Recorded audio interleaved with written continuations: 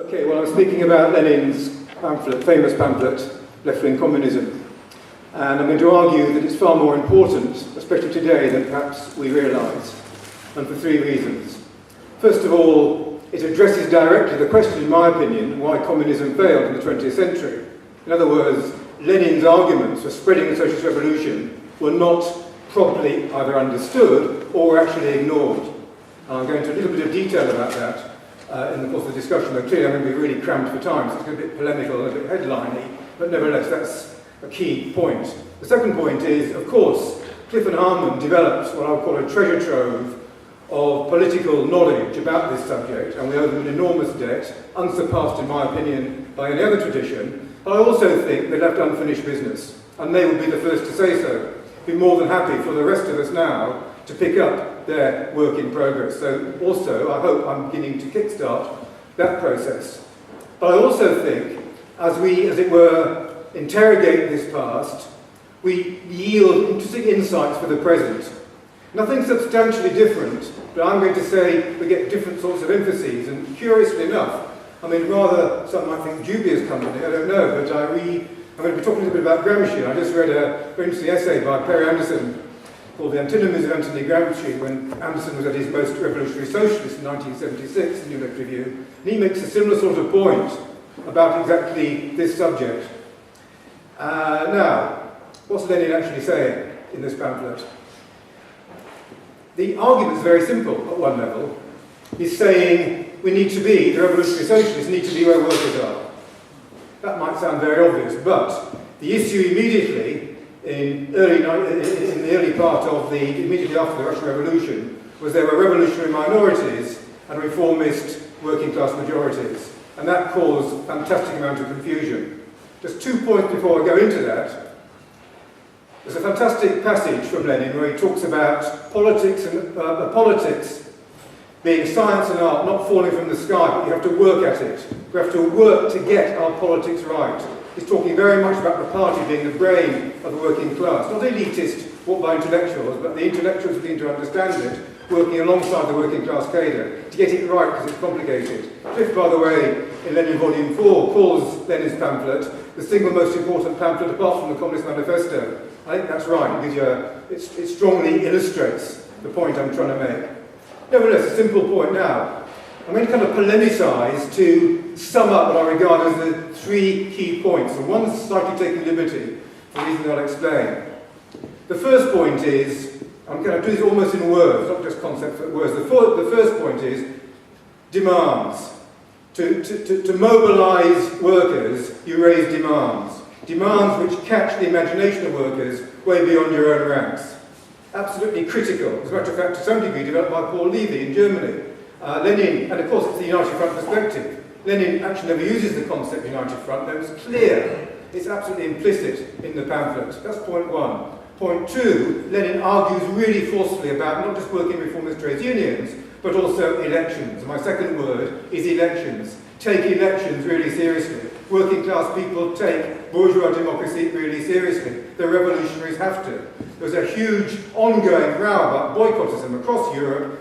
Lenin was furious about it. He uses the word obligatory. I counted 7 or 8 times about standing elections. Also, Cliff in Lenin Volume 1 has the third section. It's quite, I'm sure most people looking around have probably read Lenin Volume 1, perhaps not for a long time. The section on elections, the third section, is standing for the Duma in 1912. It's a distorted process. Lenin goes into great detail about the importance of it, worrying about legislation, etc., etc., etc. I'm not going to go to the details of how Bolshevik deputies behave. I just want to emphasise the point, the single most important point about standing in elections. And the third point, so I'm slightly taking liberty, I'm saying there's also, the third one is ideological. The ideological struggle is incredibly important. Now, I'm already conscious of the time. I'm going to argue there's a kind of negative, there's a consequence of the failure to implement Lenin's principles. And the failure, the most immediate and most appalling result of that failure is that far from socialist revolution taking power within a few years of the Russian Revolution, another revolution took power. Another revolution took power, Italian fascism, 1922. I'm going to argue one major factor was the failure to implement the principles of the United Front to avoid Mussolini coming to power. It was certainly possible. The subjective factor is extremely strong. Tom Byrne's wonderful book spells it out in a great deal of detail. Obviously, I'm not going to go there now. But so, as a result of not implementing Lenin's principles, you get fascism, Gramsci and many, many more got prison. But you also get the prison notebooks. And I'm going to state it and argue the best of my ability with the short space of time I've got. The prison notebooks go together very effectively in the way that Chris Harman interprets them with this pamphlet. Because what Gramsci is trying to do in the prison notebooks is to make sense of what's gone wrong. And of course Gramsci does indeed develop an important aspect about ideology. I'm going to come back to how he does that in a few moments. I'm just laying out the ground rules for the discussion. So I'm saying demands, I'm saying elections, I'm saying ideology. The three key concepts, factors, which govern this discussion. Now, in my original talk, I was going to go into a little bit of detail about what happened to Gramsci. The important thing to bear in mind was a famous conference, the Livorno Conference, at the beginning of 1921. The Italian Socialist Party was quite unique. It hadn't supported the First World War. It regarded itself as a Marxist party. It applied for membership of the Comintern. However, when it did so, the only faction inside the Italian Socialist Party that Lenin took seriously was Gramsci's faction inside the Socialist Party in Turin, which had been highly active in the Turin Factory Council movement, part of the famous Piero Rosso, the 2 red years. And Lenin was incredibly impressed with what Gramsci was trying to do. But it wasn't sufficient. Gramsci's position was not sufficient because that movement had been blocked because of the paralysis imposed by the Italian Socialist Party on that workers' movement, and they needed to split the organisation into revolutionary reformists. The split was carried out on the most appalling basis, with malign Comintern help, and again, I can't go into this, we've got a long discussion in the forthcoming journal about the theory of the offensive, which competed with Lenin's perspectives in the Comintern in early 1921, and this both derailed the way the split of the Italian Socialist Party was brought about, and it certainly derailed the German Revolution, the so-called famous March Magnus, March Action, which Chris Harman writes about 2 months later. This is an absolutely critical turning point, this Livorno conference. A man called Bordiga, known to anyone that's read about this period, becomes the principal leader of Italian communism, a hopeless ultra-left, has to take tremendous responsibility for the failure to implement Unity Front principles, and so on. That in itself is a really important discussion. I'm just doing it by headlines. But I want to get to the prison notebooks. I want to get to the way Chris Harman talks about the prison notebooks, how they fit in with this discussion. Because I spent some time now rereading Chris, and I think we are in tremendous debt. I mean, it's quite fascinating that both he and Anderson, in a way, have the same starting point, trying to make sense of this extraordinary, unfinished jigsaw from Gramsci. But they diverge, and I think that Chris is far more effective. One thing that Anderson ignores, and says he ignores it, is the role of organic intellectuals. It's very important to fully understand what Chris thinks Gramsci is trying to do. Let me just go there straight away, because I'm nearly halfway through this talk. I want to go there straight away. Gramsci, reflecting in prison, is obsessed with why Piero Rosso failed. What was the problem? The problem was it was a Turin-based workers' movement. It was regionally based, city-based. It wasn't even Italy-wide based. It never really got to the other classes. Masses of petty bourgeois, urban poor, and certainly not the peasantry. In fact, peasant brigades were used to try to break it from Sardinia on one occasion, Gramsci's home. And Gramsci developed these ideas, the 3 key concepts. And all these concepts are problematic, sometimes using Gramsci. I'm using them in a very, very narrow sense, to the best of my ability, faithfully reproducing how I think Chris does it. Hegemony, really important. How do workers' movements get hegemony over other classes? Gramsci's asking that question. Chris develops this idea of contradictory consciousness, gleaned from Gramsci, that even when you've got workers' movements at a very, very high point, there's still contradictory consciousness. Unless the party is helping to clarify a strategic way forward, even with hegemony, it can go belly up very, very quickly. Indeed, exactly what happened in Italy. And at the same time, the urgency of conducting an ideological struggle, especially by targeting the organic intellectuals, the leaders, the spokespersons of competing popular movements who may be allied with you, using the same slogans, who are essentially, in the end, counter-revolutionary or at best reformist, and will derail your movement. And these 3 things come together in terms of a kind of package of arguments with a strategic perspective, both in theory and in practice. And I think that's what Chris is trying to do with Gramsci. I think it's incredibly important. Right, now, I am now about half halfway to where I want to be. Let's just now, what I want to do now for the second half, as it were, having laid out, if you like, kind of theoretical groundwork for this, I want to kind of give some practical examples, some negative and some positive ones. I want to give 3 negative examples from past revolutions where this hasn't happened. The first example I want to give is the council, the National Council of Workers and Soldiers Delegates in Berlin in 1918, when indeed there were Soviets spread across Germany. There were workers and soldiers deputies in councils. It was, in one sense, a revolutionary situation, but the ideas were reformist, and Luxembourg and Liebknecht were not in a position to do what needed to be done, and they were excluded. They were excluded in December from the Berlin National Congress. That in itself speaks volumes. They were killed several months later. This is a negative illustration of the point I'm trying to make. Negative illustration number 2, the Polish Solidarity Movement. Who can deny it was a workers' movement? It actually had hegemony. It was a very democratic workers' movement. The Gdansk Work Shipyard movement, democratic control from below, incredibly impressive. What were the politics? Polish nationalism, neoliberalism, Catholic Church.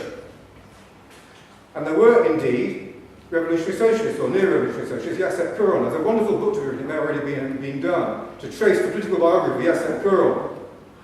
Revolutionary socialist, and a trajectory in that Polish solidarity movement, overwhelmed by these counter-revolutionary pressures, overwhelmed, becomes a mild social democrat, having to adapt to Polish nationalism, the Catholic Church, neoliberalism, etc., etc., etc.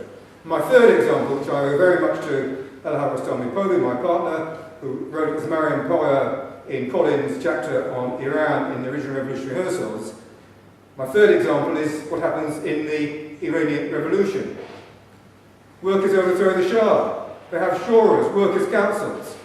Incredibly exciting. Except Khomeini is more Leninist and more Gramscian than all the communists put together. The two sets of communists, the Stalinists, the old Tudor, and the guerrillaists, are outside the workplace. The Islamists are outside the workplace.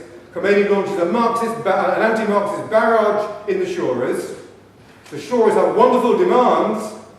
The Islamists adopt the demands. They do indeed actually implement some of those demands. There's a serious redistribution from rich to poor after it becomes an Islamic revolution. But the Marxists are completely marginalised. It's partly their fault. 3 negative examples, in my view, illustrating the points I'm trying to make. And now I move in the last 5 minutes to really where I want to be is now with 3 examples, very contemporary examples, Egypt, Greece, and here. Now, I'm really sorry for this Alexander's talk. I've not been well and should have extensive discussions. Obviously, I've got about 3 or 4 minutes for each of these, so it's very, very superficial. But this is my take on it, having long discussions with a lot of people and Alex, Phil Marfleet, and some of the Egyptian comrades. Demands, point 1. Wonderful demand. Revolutionary socialists, by the way, having positioned themselves brilliantly, before Mubarak fell in terms of how to relate to the Muslim Brotherhood, really complicated, on a united front basis, based on Lenin's famous pamphlet in a sense. In the build-up of the Tahrir Square demonstrations, that are intervening in the industrial strikes, etc., but raised demands towards the end, before Mubarak falls, raised demands with Muslim Brother worker leaders in the military factories calling for strike action to topple Mubarak, and they're listened to. Absolutely brilliant illustration of getting it right. That's the good news. The bad news is they get so excited by the street movement and the workers' movement, they miss the point of the revolution in a sense. The revolution is about democracy. Most people's heads, that means parliamentary democracy. Elections, yes, really seriously. There's a boycott tendency inside the revolutionary socialists. There have been tremendous internal arguments about it, that argument's being won. But the danger is there, and really important. You cannot afford to miss this.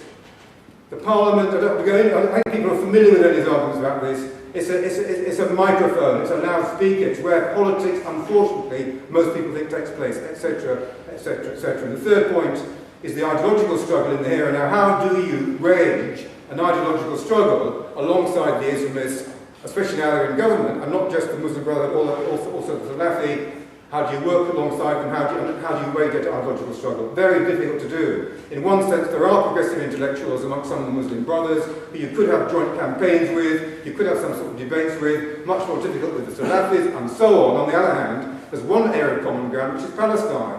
We can say with confidence the Muslim Brotherhood are already doing it, going to make an acceptable compromise on Palestine. Probably the Salafi leaders would too, but here's an area where our comrades can work together. You get the idea. Now, if I want to Greece, now this is very controversial.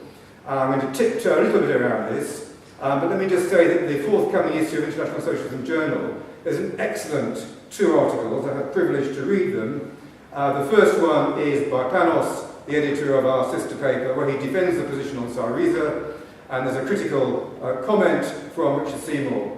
I just want to lay out the kind of rules for doing this. First of all, I think it's really complicated. I don't believe Syriza is a straightforward left reformist party. I think it's an unstraightforward left reformist party. It's unstable, it's quite dynamic. Yes, it's moving to the right, but it's got, unfortunately, all the process in Greece, the strikes, demonstrations, at the moment, have a focus on Syriza. So we have to relate to it in some way. I don't know if it was possible for our comrades to have an independent presence in that electoral process. If it was on a principle basis, we should be there. In any case, we need to work with the best of their people, including some of their MPs. I was talking to Maria also in their leadership over Marxism, and she was saying, I was thinking their ex-revolutionaries were probably the best of their leaders. She was saying, actually, the best people are PASOK moving leftwards. The old sort of people becoming like Ben types, moving into this situation. You have to find ways of working with them. And so on. At the same time, the same principles apply. Raising demands, the 3 points, raising the demands that fit, taking elections really seriously, nationally, regionally and locally, and thirdly, the ideological struggle, picking on these guys, finding ways of forcing Syriza. They say they're socialists, they say they're communists. What do you mean by it, comrades? Let's have this argument. Let's find ways of thrashing this out in public. Finally, coming to good old Britain. Look, we've survived because of brilliant demands from the beginning. Intervening in strikes, intervening in employers' offensives. I mean, Cliff was the past master at formulating demands that fitted. Then all the United Front demands, Anti-Nazi League, Stop the War, etc. I think we've done very well in demands. I mean, I'm critical. I think there's a mismatch. I'm just going to say this in terms of headlines. I think we don't campaign in detail enough around some of the resistance demands, in particular of the Tobin tax and over nationalisation of the commercial banks under workers' control. I've got a lot to say about that. I'm not even begin to do it here, but we need to think about demands all the time. Demands good. Elections, I think I want to say this about elections in the SWP. MPs have been very helpful to us. Bernadette Devlin, Sheila McGregor will remember, and lots of other people in the room, Bernadette Devlin helped us build international socialism in the early 70s, touring with Cliff. We built our party. We turned from a student group to a workers group, thanks to Bernadette Devlin, MP. Brilliant. Peter Hain, Anti-Nazi League. Can't fault him. We know what he is, but he was essential to building Anti-Nazi League. Many of the other MPs stopped the war. And finally, Tony Benn. Tony Benn calls the Marxism Festival the greatest Marxist university on earth. Not bad. Not bad at all coming from Tony Benn, who thinks that Jesus is as important as Karl Marx. But there you are. So, important. Well, I'm coming to an end, I really am, 2 minutes.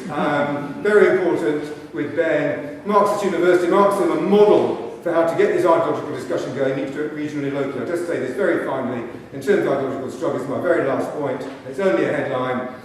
In the multimedia age, the socialist work of multimedia operation needs to be, as it were, flying on all fronts. Yes, we need the hard copy paper. We have to enter the whole internet multimedia area, all flags flying. We've got a lot of work to do, and most people think communism doesn't work, comrades.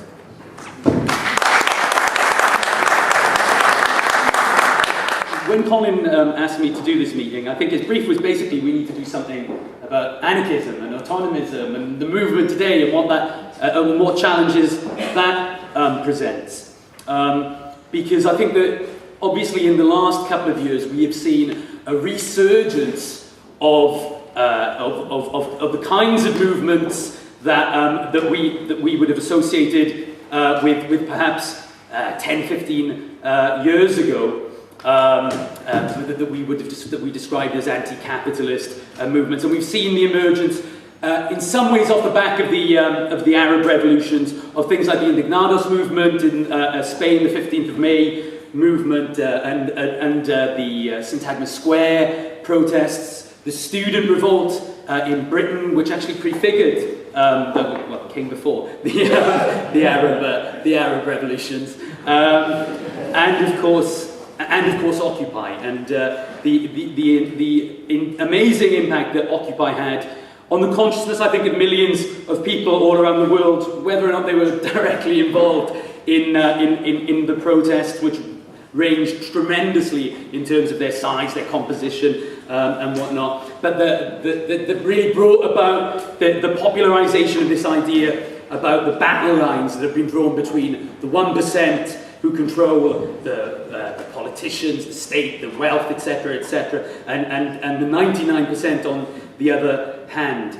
And so when Colin asked me for the title, I said something on anti-capitalism or radical movement since the Berlin Wall. But what I don't want to do is simply go through a potted history of what happened after the Berlin Wall, because I think we've written about it quite substantially, particularly Alex and Chris Harman have written a lot about it. But I think that we talk about the fall of the Berlin Wall, and this came up quite a lot in discussions yesterday and today as being really a keystone event in the sense of the impact that it had, the fall of the Berlin Wall and the collapse of Stalinism, in its impact on revolutionary Marxism and the prospects for revolutionary Marxism. Because on the one hand, it was interpreted by a triumphalist Western liberal elite and their court philosophers as the final victory of capitalism over communism, obviously summed up by Francis Fukuyama's notion of the end of history,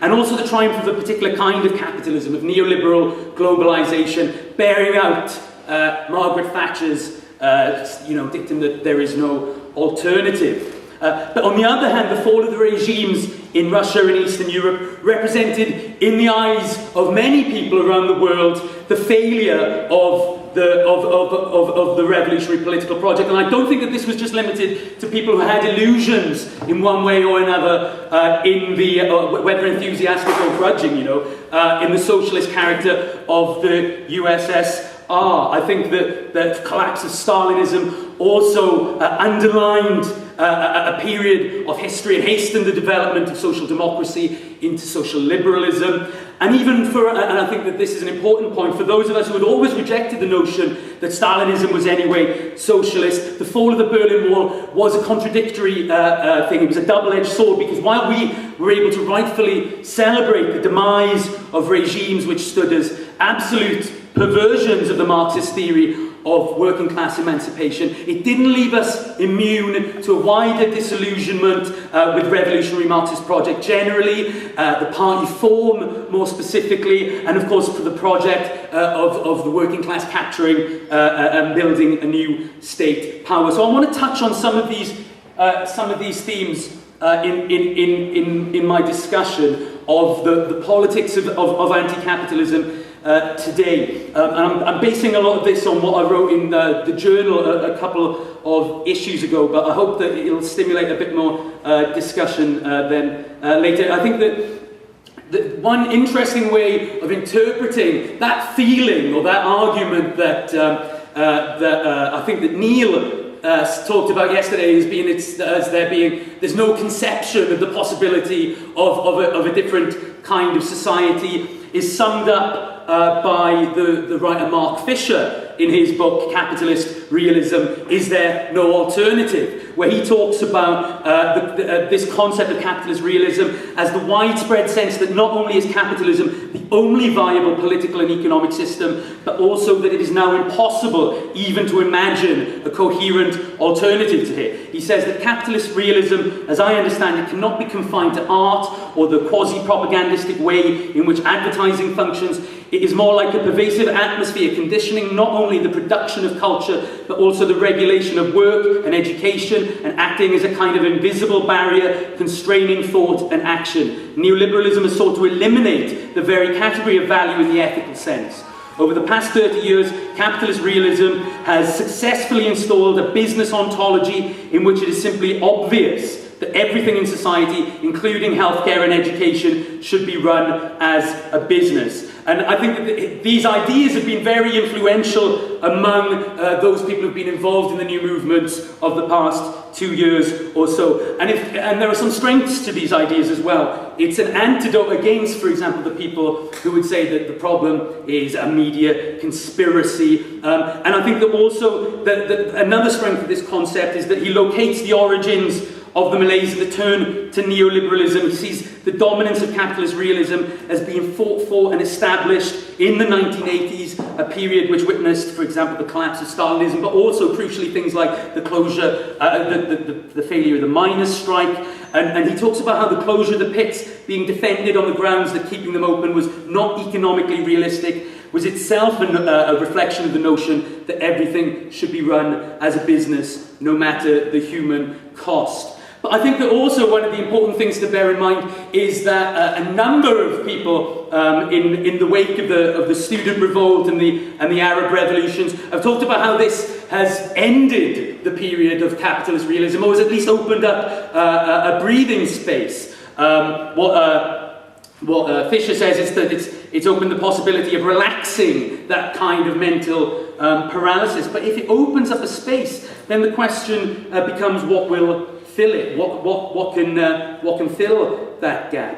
And I think that one of the problems with Fisher's arguments here is that he doesn't really take into account that during this period, this idea of capitalist realism was always being challenged in many fundamental ways. Fisher is actually quite dismissive of the post-Seattle anti-capitalist movement, wrongly, I think, in the way that he talks about it. But I think that the anti-capitalist movement that announced itself to the world after the 1999 Battle of Seattle really had its touchstone in a very important event, which came very soon after the fall of the Berlin Wall, which was the Zapatista uprising in Chiapas, which I think had a very wide-ranging impact on a generation of activists, some of whom really probably don't really know much about it or what it represented. But I think that its impact in popularising the autonomous perspectives of John Holloway and Naomi Klein, which Chris Harman summarised as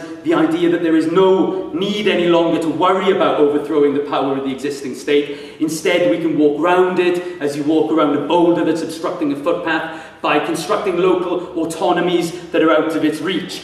Now, of course, these aren't new arguments. The arguments about the capturing of state power have gone on for, over 150 years between anarchists and Marxists. But it's quite interesting that you can look at the Zapatistas thing and see how it was a very inspiring event, but also see the drastic shortcomings of it. So you could see that 10 years after the uprising, the left-wing Mexican paper La Jornada said that the very structure of the life of the community is cracking under the blows from life outside, which are particularly hard at a time of neoliberalism, recession, and massive immigration. The rebel territory cannot isolate itself from the markets for coffee, for handicraft products, for labour, for wood, and for other resources, above all because the maize and products for self-consumption only provide food for a quarter of the year, and everything else, food, medicine, etc., has to be bought in the market for money. And so you can almost see here that you have the practical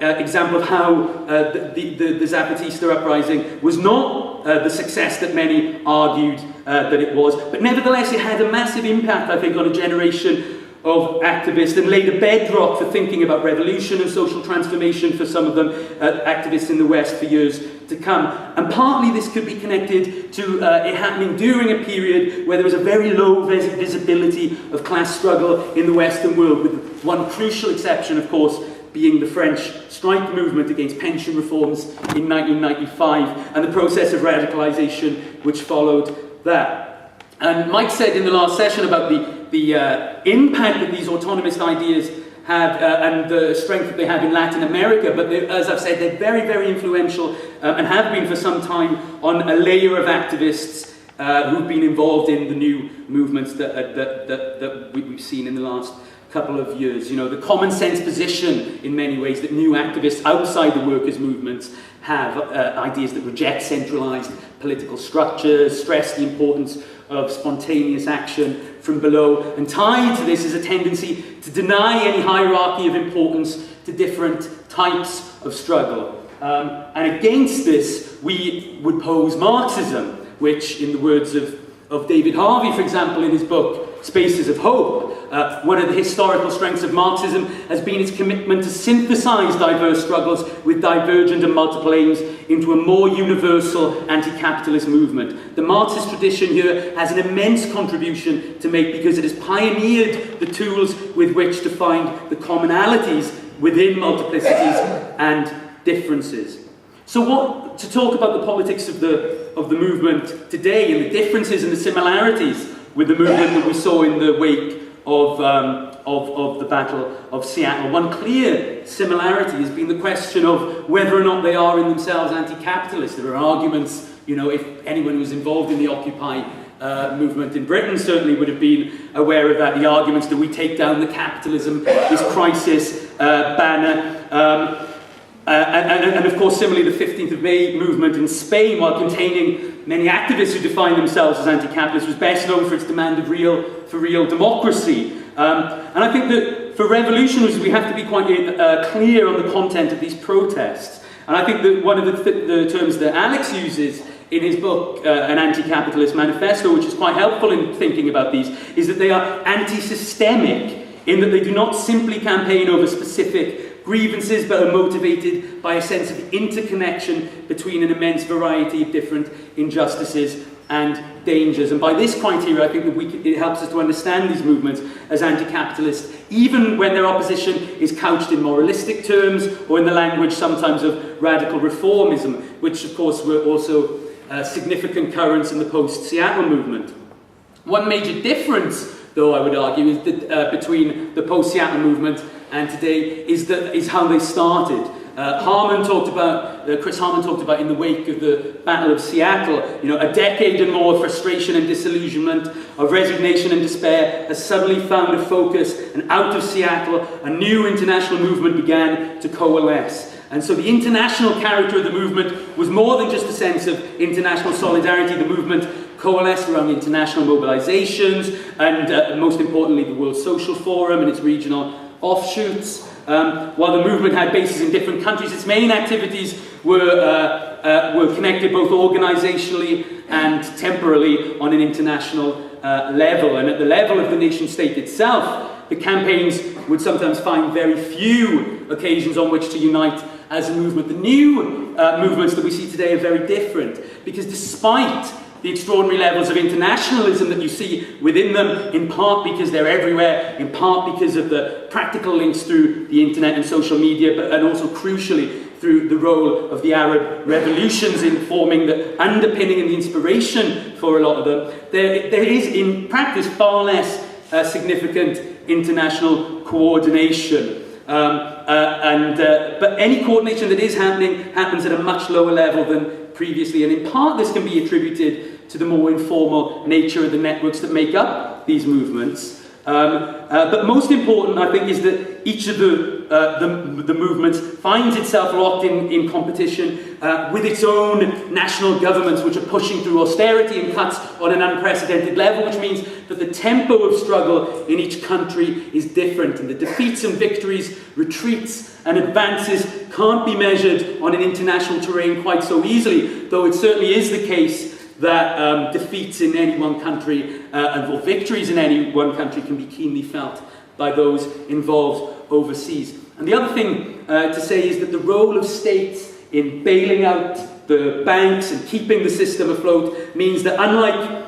at the time of the post-Seattle movement, there can be no illusion really in the state, the idea that the state isn't a crucially important actor in the struggle, because no longer are they just deploying the police, although they are doing that and with extreme ferocity in many cases, but they're also imposing the cuts that are generating the bitterness, the anger that has given rise to these protests in the first place. And these movements aren't simply about a moral rejection of the worst impacts of neoliberalism, but in a lot of ways are a fight for the future of those involved in the movements.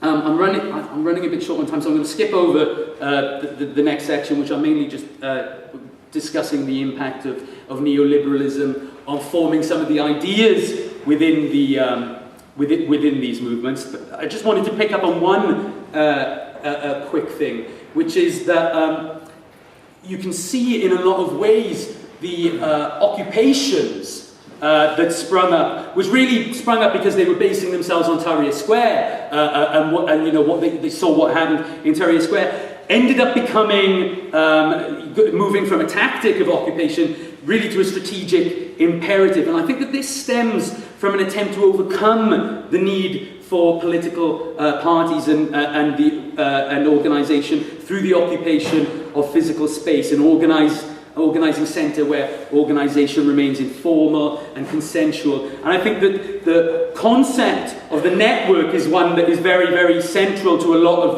the theorising that goes on behind these movements. And when you read not just Hart and Negri in their pamphlet declaration, but also if you look at Paul Mason, who put together perhaps the most useful encapsulation of some of these ideas in his book, you constantly have this idea of the network being pushed forward, which as I write about in the article, I think actually internalises a lot of the common sense of neoliberalism rather than challenging it. But in their accounts of it, the way that they talk about the network is really by airbrushing the actual role that organisations did play in these movements out of the picture entirely, which I don't think is in any way helpful. And just to sum up, because I'm coming to the end here, I think that there are a lot of arguments, again, of course, about class, which some have come up in the discussions already. And I think that Paul LeBlanc makes a very important point in an article that he wrote called Revolutionary Organisation and the Occupy Movement, where he says that Occupy has popularised a class analysis that is consistent with Marxism. He says that the modern-day system of corporate rule and exploitation, overseen by the wealthy 1% and their servants in the upper fringe of the 99%, is what we mean by capitalism. The heart and soul and great majority of the 99% are the working class, blue-collar, white-collar, unemployed, etc. And the goal of establishing the democratic control of the 99% over our economic and political life is what we understand as socialism. And I think that taking these arguments into the kinds of movements that we have seen over the last 2 years has been met with varying levels of success. And I think partly that's because many of the people involved in the movements will be sympathetic to the arguments that the working class is no longer important, that it's been outsourced to the developing world, that it's just one among a number of equally important actors on the world stage. Some people will buy into the ideas of, for example, Guy Standing, who talks about the development of a precariat, a new dangerous class, which has in fact developed interests very different and opposed to what we would understand as the working class. Some of these ideas, I think, have caused huge problems in some of the most promising movements. For example, the Oakland Occupy camp, after the failure of their second call for a general strike, some ISO comrades wrote an article where they said that the prevailing ideas could be summed up in the General Assemblies, could be summed up by the arguments of an autonomist group which said the strike no longer appears only as the voluntary withdrawal of labour from a workplace by those employed there, but as the blockade, suppression or even sabotage or destruction of that workplace by proletarians who are alien to it. I think, again, for a lot of us, this won't seem that new. There are apparently striking parallels with the Italian autonomous movement in the 1970s. And I think that they're informed not only by a lack of clarity around the question of agency, but also by a deep sense of voluntarism and urgency that you find a lot in these movements. But I think that the class analysis that Marxists can offer is of great strategic importance, and so I think that we need to be able to trumpet the successes from Marikana to the Quebec students, but also to explain where things have not worked out and where things have gone wrong for the Spanish miners or the British student revolt. What are the differences there? And just one very final point. In an article in the next issue of International Socialism, Paul Blackledge has written a critique of John Holloway, a very good article, and he has in there a quote where he's discussing Marx's deployment of the dialectic in order to make sense of the way that capitalism not only dehumanizes people, but also of how, in rebelling against this condition, these dehumanized people create networks of solidarity that point towards a positive alternative to capitalism. And I think that this is a crucial argument because of socialism as an immanent critique of capitalism, which develops within the existing conditions, which can't make us complacent and certainly shouldn't make us think that there's anything automatic about it. But what it does offer for Marxists is a standpoint from which it's possible to envision that the space left by what I've discussed as capitalist realism can be filled by renewed working class revolutionary politics, but that this isn't going to happen on its own or in isolation from the intervention of revolutionaries in the struggles. Thanks. I got a message from Sami Naguib in Egypt via Anne Alexander, which said that if you're going to issue a second edition of Revolutionary Rehearsals, please leave us out. We don't want to have a revolutionary rehearsal. We actually want to do better than that. And so what I want to do is try and say a few things about what winning might mean. If you think about the term revolution, it seems to, and it may be that when I've finished, I will disagree with myself, by the way, because I'm finding this weekend school so fascinating that I'm changing my mind all the time. But revolution is a process and not a single event. And what I mean by that is that it is a whole if you look at any revolution, it's a whole series of collisions and crises and turning points in development. Each one involves learning by the participants, and not simply on our side, but also on their side, as it were, at every stage. And every turning point is an opportunity for people to intervene and trying to shape what sense people are making of it and how they're organising and so on, not only on our side, but also on their side. And every revolution is something which evolves its own goals. So it isn't known at the beginning. When a revolution begins, you don't know what it's going to be for. It's quite interesting that the demand for the removal of Mubarak was not a majority demand in Tahrir Square on the first day. It became the majority demand, even, in the process. And the learning that goes on in revolutions is not simply about the goals of revolution, but it's also about who your allies are, who your opponents are, who to be loyal to, and who to trust, and who to mistrust, and so on. And the method by which people learn was beautifully described by Leon Trotsky in his History of the Russian Revolution as being the method of successive approximations, which is a lovely way of describing also the development of science and art and so on. Vygotsky, and the great Russian social psychologist, developed a term for the way in which children develop, but I think you could also apply it to the development of movements. He talked about them going through zones of proximal development, and you could also use that sort of notion for movements. Okay, so movements are processes, but of course I don't want to be Bernstein and say everything is process and nothing is a goal, because we have to ask the question, what's the aim of socialists in revolution? Now, when Alistair MacIntyre was a young Marxist, he addressed the question of what our standpoint should be, and I looked at his old essays and I found that he said we should adopt the standpoint of the working class, and I found that to be incredibly empty as a proposition, because it didn't tell you the working class in what condition. Does he mean the reformist working class, or a working class in which racism is present and so on? He didn't specify it at all. I think if you want to specify it, you have to say the standpoint is the working class at the very highest points of struggle, when popular power seems to be within the grasp of a mass movement. That's the standpoint from which we judge history, it seems to me, and the possibilities of movements and the rest of it. So the Paris Commune, the October Revolution, those are high points, they're our standpoints. A little bit lower down, but still high in our sights in terms of what we can learn from in that sense would be, say, Poland in the summer of 1980, or 2003 or 2005 in Bolivia, or you can see partial premonitions in, say, what Mike wrote about in Chile in 1972, or in Portugal in 1974-5, or in the shores of Iran, or the Piqueteros movements and the Assemblias of Argentina and so on. What's interesting to look, just to note about all those high points, is that none of them involves just the working class. They always involve other social forces as well. So that's one just marker to put down. Another is we talk a lot about the centrality of the working class.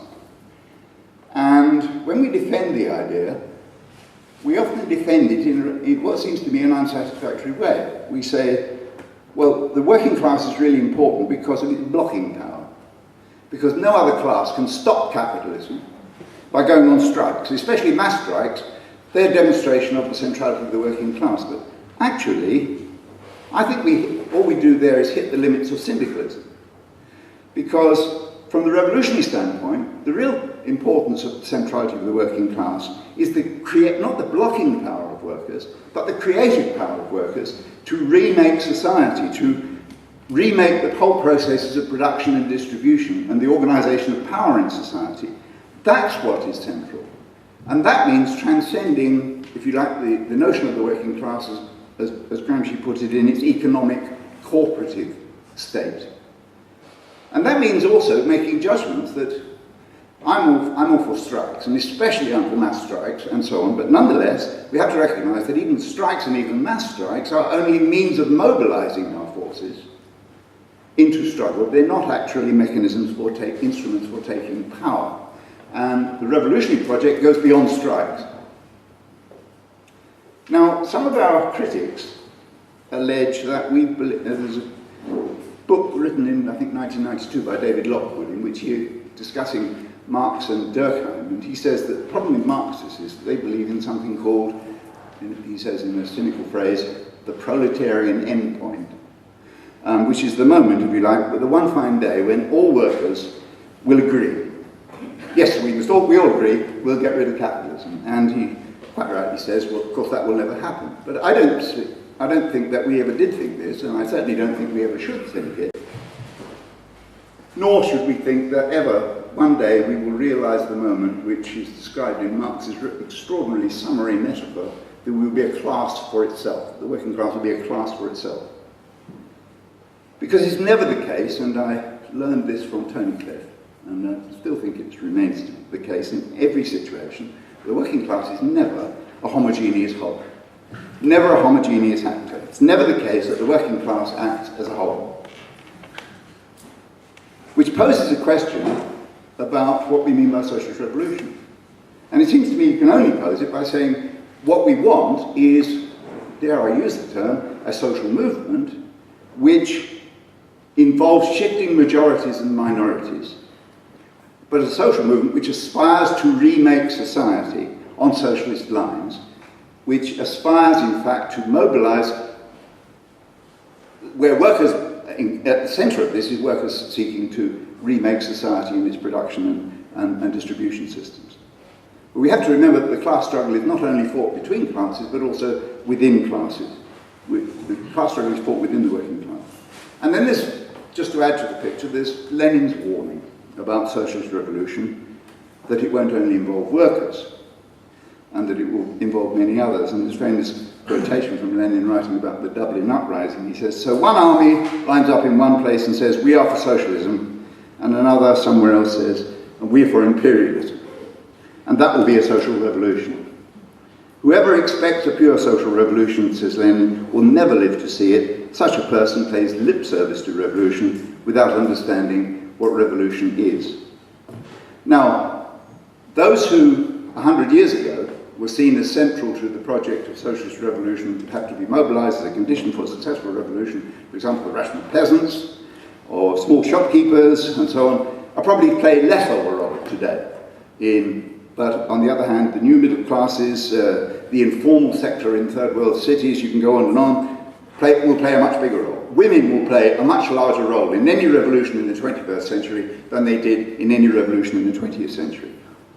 Immigrants play a much more vital part in the productive systems and social systems of every country in the world because of the increased movement of people across the world, and the questions which they pose about their conditions and the struggles which they raise in relation to their conditions will be far more central.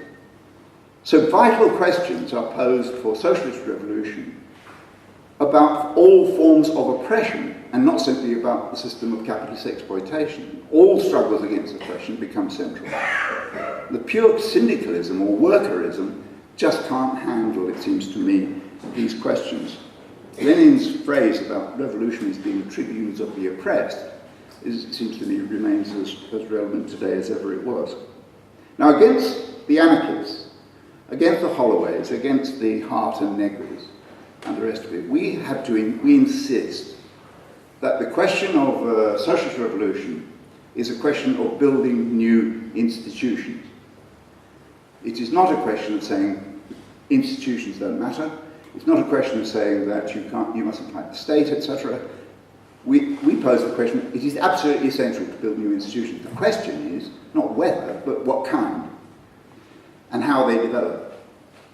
There's a lovely remark by Gramsci who says that the subaltern classes by definition are not unified and cannot unite until they are able to become a state. But what kind of state? And it seems to me that there's nothing very original and new for us to say about this. The principles were already worked out, laid out by Marx in essence in 1871 in relation to the Commune. That's to say, the principle of democracy, the principle of election, the principle of recallability is central. But there's something else which Marx adds in his account of the Commune. He says, above all, it was practical. And I don't think we paid enough attention to the question of the practicality of the idea of democratic institutions, that they have to carry through the decisions that they make. And when you think about it in relation to immediate struggles, then it seems to me that you can see such institutions being born out of the necessities of struggle. In the Seattle General Strike of 1919 and in Gdansk in 1980, workers took control of the public transport system and started running it, and the lorry system and so on, and distribution system, and started running it under their own control. Not because of some ideological conviction that workers' control was a necessary way to run society initially, but because it was a necessity of the struggle. At Gdansk, and equally during the miners' strike in Britain, workers began to organise their own food supplies. Not, again, out of some conviction, but because it was a necessity. Once the necessity is being met, then the argument that this becomes a possibility as a basis of society becomes more convincing. Workers' committees taking over workplaces in Argentina and in many other places in different parts of the world, the same sorts of questions arise. Because what they involve is direct problem solving by ordinary people facing the problems actually of beginning to institute a new society. And the fact of doing so has absolutely vital political come psychological effects upon the people who do so. The ideology, if you like, becomes crystallized in their bodies. That's a terrible image. Wrong metaphor, never mind. But it applies not to simply the political militants, but people who are the cooks. To cook for your comrades in the middle of a struggle has an entirely different meaning than if you're just a cook on a wage. It has quite different significance for you, psychologically, politically, and so on, and opens up all sorts of possibilities for your thinking. The question, it seems to me, two questions get posed about possibilities of the emergence of revolution. One is, how wide and how deep does any network of popular control develop? Where is it reaching into? Who is involved, and so on? That's the first question. And the second is, how far does any movement seek to coordinate and unify any such networks? And put those two questions together at how far and how wide, and then how much there is an attempt from below to coordinate, and you have the question, is this the basis for a new political constitution? And that becomes the key question, it seems to me, of socialist revolution. Now, Trotsky argued that in the history of the Russian Revolution, that only the project of a Soviet revolution could unify the different layers of the working class. And on this, he disagreed with Lenin's idea that the Bolsheviks should take power. He said only the Soviet Revolution could unite those who said, we're in favour of the Soviets taking power, even if the Bolsheviks are involved. Only that slogan also, you have to say, could draw together different kinds of social layers. Because one of the things about democratic institutions of the kind of the commune or the Soviet is that they are transferable to different kinds of settings. In every setting that they're transferred to, they'll have a slightly different content, but if it's in a workplace or a neighbourhood or a village or a school, the form is the same, but it's unifiable, it's simple. Marx wrote about the Paris Commune that the form was simple, like all great things. And it was, he added, a thoroughly expansive form. And that stress on popular democratic organisation is, it seems to me, something which we have to fight for as a central to our argument for socialism. And we have to spread it as an idea and so on. Marx argued that the commune was the political form under which to work out the economical emancipation of labour. That was his phrase. That's to say, the form of the commune didn't solve any of the problems of society, it only created the possibility of solving them. It altered the balance of forces in society, able to solve them in a fundamental fashion. It involved making and remaking production. It involved a situation where the remaking of production and distribution could be essential to the tasks facing people in their everyday lives. And as Lukács warned us in 1919, if the working people don't restart production under their own control, then someone else will. In other words, the whole shit will begin again.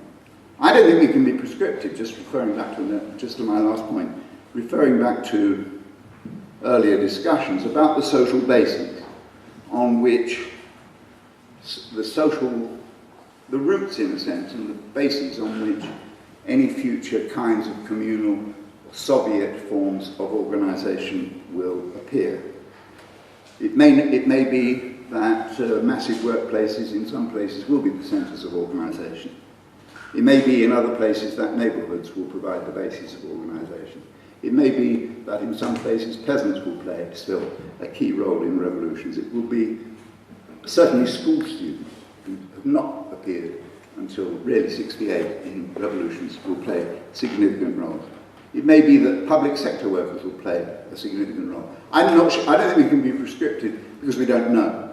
What we can do is argue for it, and what we can do is try and build parties that argue for it hard. Thanks.